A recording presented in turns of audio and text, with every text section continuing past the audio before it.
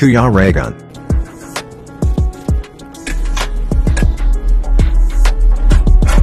Kami ng Ayan mga kalingap, may dumating na pong mga ano dito. Galing sa government po. Ayan mga tauhan po ni Vice Mayor mga kalingap, pumunta dito.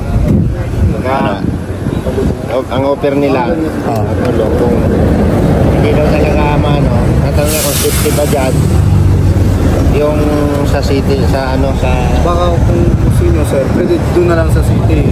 Dalhin ito. Ito, safe naman po yan doon. Doon na lang kayo. kung iiwanan daw. Yun yung may offer naman na. Pwede naman ganon. Doon na lang po sa city. Malawak naman po doon. Mga ilang minutes galing dito?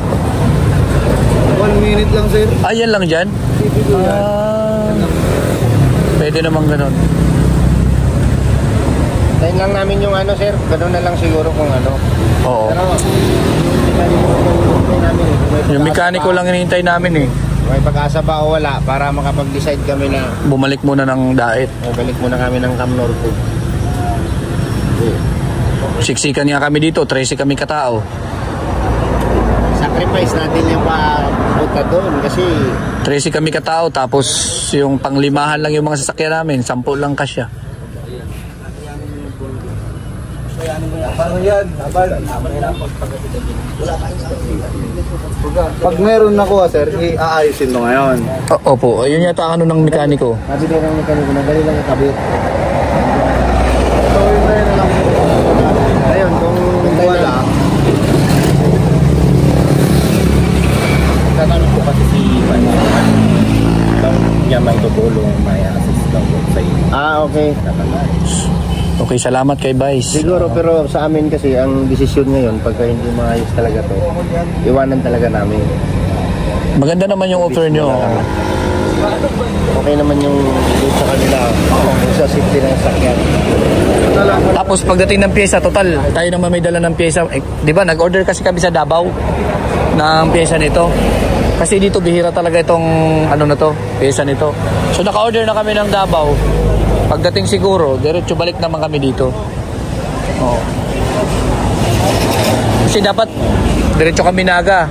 Tapos babalik kami papuntang Pilar. Kasi meron kaming project doon na pabahay. Inuna lang namin yung Naga. Kaso nga lang, dito nga, buti na lang safe naman. Naputol lahat ng mga belt ng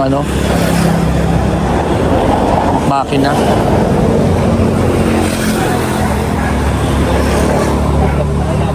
Sana.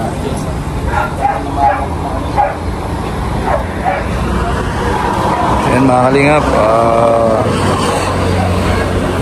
merong nagpadala dito, isang solid supporter po natin.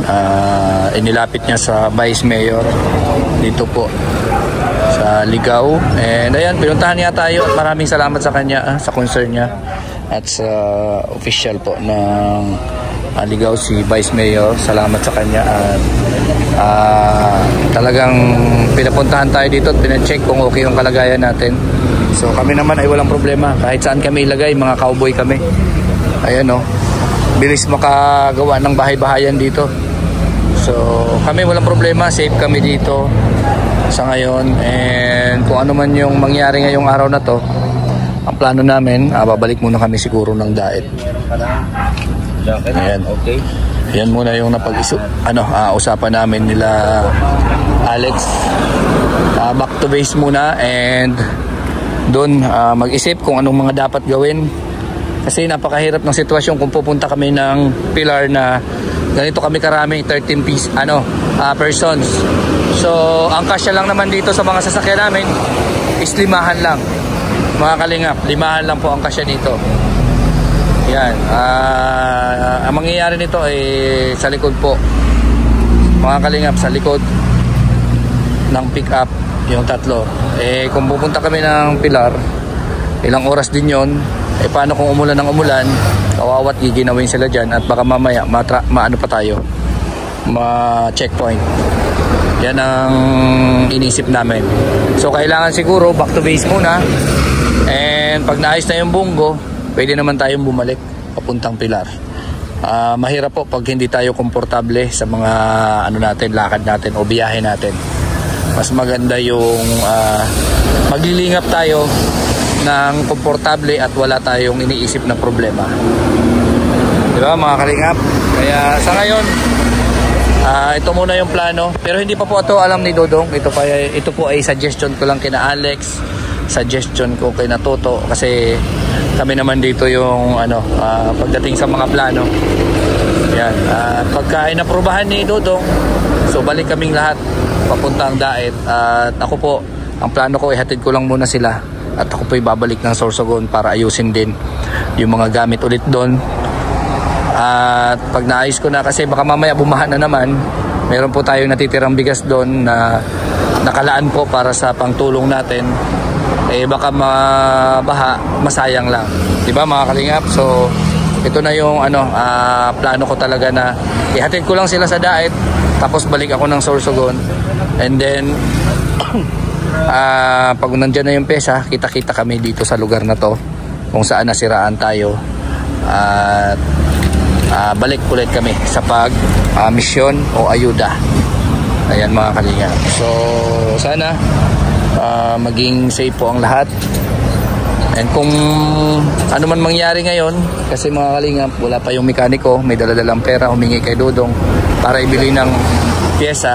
Kung in kaso man po na maayos ito ngayon, so swerte natin at malaking bagay yon, makakaraos tayo sa problema na to.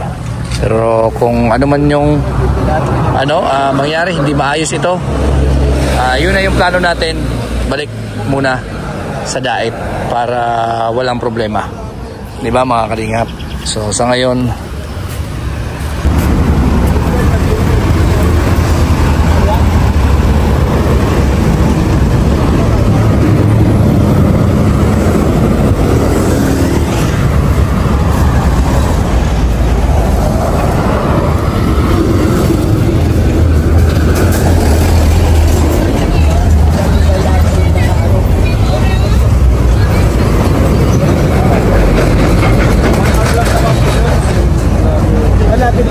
Hindi na abutin talaga. Ako na. ano mas malapit? Legazpi o Naga? Legazpi. Kaso nga lang, mas maraming pyesa doon sa Naga, no? Legazpi din po, marami din.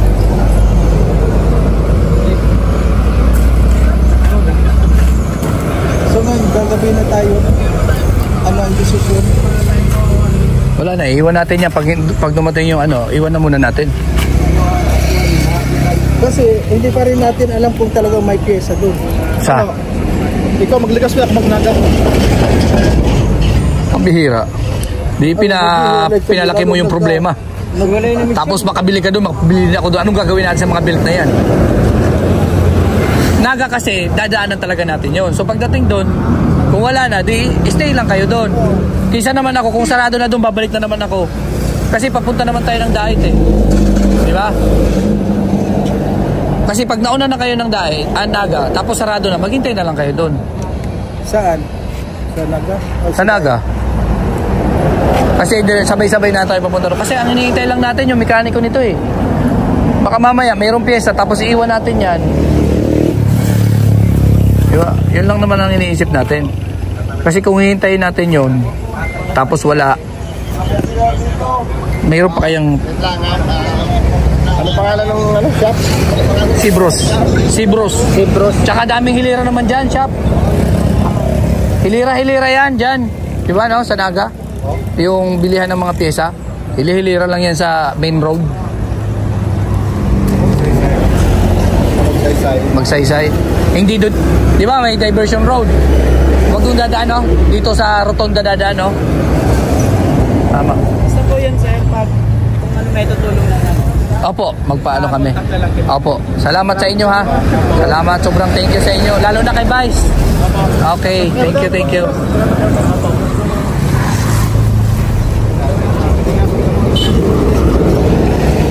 Ano na naman ang problema mo? Oh, tapos? News ka tayo. Oh. Ano yung sitwasyon natin? Oh, syempre ganun talaga. Tulungan kasi government sila. Dyan na Tulutin. Niluso. Nandito yung pinatilan ng Talagang napakatalino yan. Siyempre naman. Dapat mga ragon. Ay, grabe yan. So ayan mga kalingap, ito po yung update ngayong oras na to.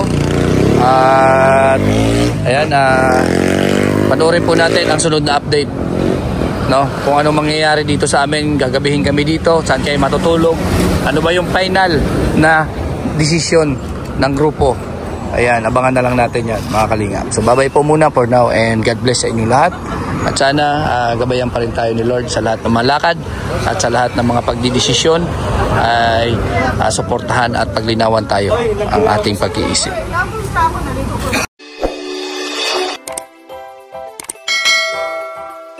Kaibigan at kasama nyo, Kuya Regan Vlog.